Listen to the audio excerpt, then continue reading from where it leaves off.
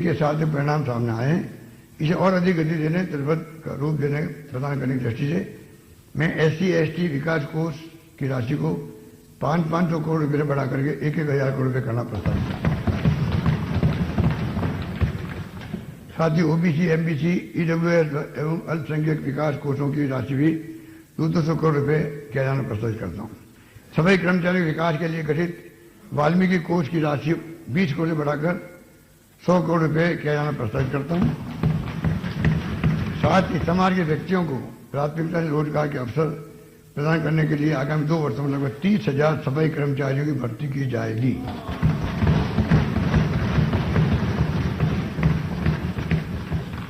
अनुसूचित क्षेत्र TSP के निवासियों के समग्र विकास के लिए पैसा act 96, panchayat extension of scheduled area act तथा फॉरेस्ट राइट एक्ट 2006 के प्रभावी क्रियान्वयन हेतु हमने कई कदम उठाए। आज भी जनजातीय क्षेत्र में अधिक से अधिक सामुदायिक पट्टे फॉरेस्ट राइट दिए जाने की आवश्यकता है। इन कार्यों को और आगे बढ़ा ले जाने के साथ साथ स्थानीय ग्राम सभा को सशक्त करने की दृष्टि से मैं पैसा implementation and monitoring task force के गठन की घोषणा करता हूँ। इसके लिए 20 करोड़ रुपये का कॉर्पस फंड बनाया जाना प्रस्तावित है। आगामी वर्ष भी मुख्यमंत्री दिव्यांग स्कूटी योजना के अंतर्गत 5,000 स्कूटी वितरण किया जाना प्रस्तावित है। साथ ही मैं अल्प आय वर्ग के पात्र विशेष योग्यजनों को स्वरोजगार हेतु आर्थिक सहायता, आवश्यक कृत्रिम अंग, उपकरण यथा ट्राईसाइकिल, व्हील चेयर, वैसाखी, कैलिपर, श्रवण यंत्र, स्त्री के लिए 10,000 रुपये प्रति 10,000 रुपये तक की आर्थिक सहायता बढ़ाकर 20,000 रुपये किए जाने की मैं घोषणा करता हूँ। इससे 50,000 दिव्यांग लाभान्वित होंगे। इसमें 75 करोड़ रुपये का व्यय आएगा। विशेष योग्यजनों को विशेष बेहतर शैक्षिक वातावरण सुविधाएं उपलब्ध कराने हेतु जयपुर स्थित बाबा आमटे दिव्यांग विश्वविद्यालय के अंतर्गत centre of excellence for assistive technology की स्थापना 25 करोड़ की लागत से किया जाना प्रस्तावित है। बाबा आमटे दिव्यांग विश्वविद्यालय की तर्ज पर जोधपुर में महात्मा गांधी दिव्यांग विश्वविद्यालय स्थापित करने की मैं घोषणा करता हूँ। इसके लिए 25 करोड़ रुपये की सहायता का प्रावधान किया जाएगा। साथ ही आगामी वर्ष कोटा, भरतपुर और उदयपुर में विशेष योग्यजन महाविद्यालय खोले जाएंगे। दिव्यांगों हेतु संचालित एडेड एजुकेशन इंस्टीट्यूशन में ब्रेल पुस्तकें, प्ले एलिमेंट उपलब्ध कराने के लिए 15 करोड़ रुपये व्यय किया जाना प्रस्तावित है। साथ ही इन संस्थाओं के कार्मिकों के मानदेय में वार्षिक वृद्धि 15% वृद्धि की जाएगी। अल्पसंख्यकों के उत्थान हेतु छात्रों के निर्माण सहित अन्य सुविधाएं विकसित की जाएगी, जिसका विवरण मैं सदन के पटल पर रख रहा हूं।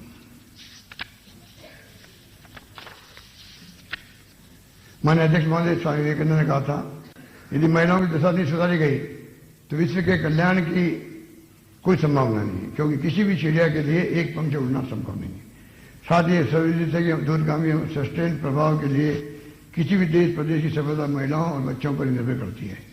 हमने इसी उद्देश्य से 1,000 करोड़ रुपये इंदिरा महिला शक्ति IM शक्ति कोष का गठन कर उड़ान, इंदिरा मातृत्व योजना, पोषण व महिला उद्यम प्रोत्साहन जैसी महिला विभिन्न योजनाएं प्रारंभ की है।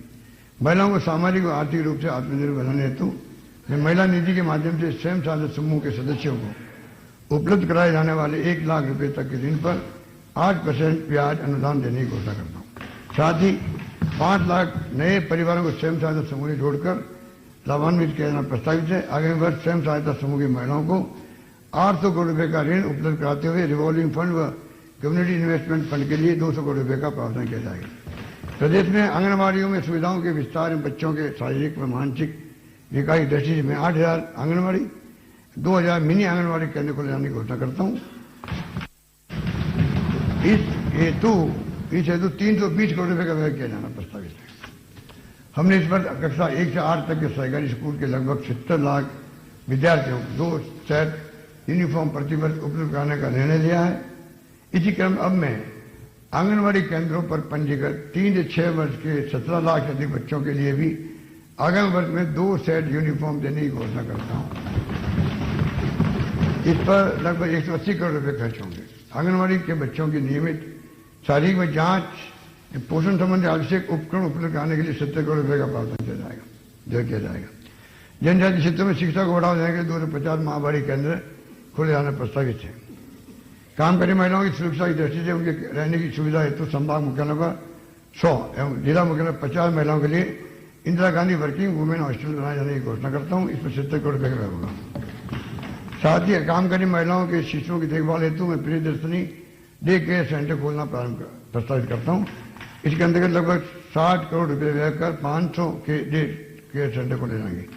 महिलाओं को सुरक्षित अपने निवास से दूर स्थित औद्योगिक क्षेत्र अथवा औद्योगिक क्लस्टर तक लाने ले जाने के लिए वुमेन स्पेशल बस सर्विस प्रारंभ किया जाना प्रस्तावित है। साथ ही महिलाओं को रोडवेज की सारे बसों में राज्य की सीमा में किराए में दी जा रही छूट को 30 से बढ़ा के 50% देने की घोषणा करता हूं। सामूहिक विवाह अनुदान योजना में देय अनुदान राशि को 18,000 रुपये से बढ़ाकर 25,000 रुपये प्रति जोड़ा किया जाना प्रस्तावित है। इसी क्रम में यदि सामूहिक विवाह आयोजन में विभिन्न समाज, जाति, धर्म के परिवार सम्मिलित होकर अनेकता में एकता की भावना को साकार कर कम से कम 25 जोड़ों के विवाह का आयोजन करेंगे, आयोजन के लिए 10 लाख रुपए की अतिरिक्त सहायता दी जाएगी। साथ ही अंतर्राष्ट्रीय विवाह देने हेतु दी जाने वाली सहायता को 5 लाख रुपए बढ़ाकर 10 लाख रुपए।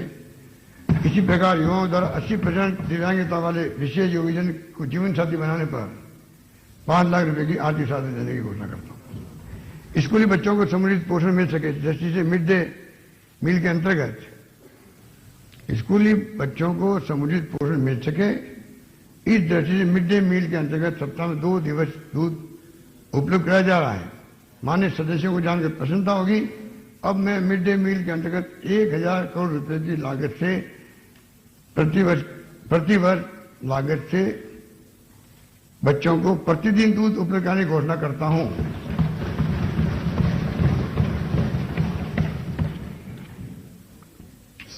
जैसा कि माननीय सदस्यों विदित है, हमारे द्वारा कोरोना के कारण हुई विधवाओं, जैसा कि माननीय अध्यक्ष महोदय हम सबको विदित है कि कोरोना के कारण विधवाओं तथा अनाथ बच्चों के लिए घोषित सहायता पैकेज मुख्यमंत्री कोरोना सहायता योजना की सर्वत्र प्रशंसा हुई देश के अंदर। इसके अंतर्गत अनाथ बच्चों को 1 लाख रुपए की मुश्त 18 वर्ष की उम्र का तक प्रति माह 2,500 रुपये, 18 वर्ष की आयु होने पर 5 लाख की सहायता दे है। अब मैं सदन को यहाँ के प्रसन्नता होगी कि मैं कोरोना के कारण अनाथ हुए बालक बालिकाओं को वयस्क होने पर सरकारी नौकरी देने की घोषणा करता हूँ।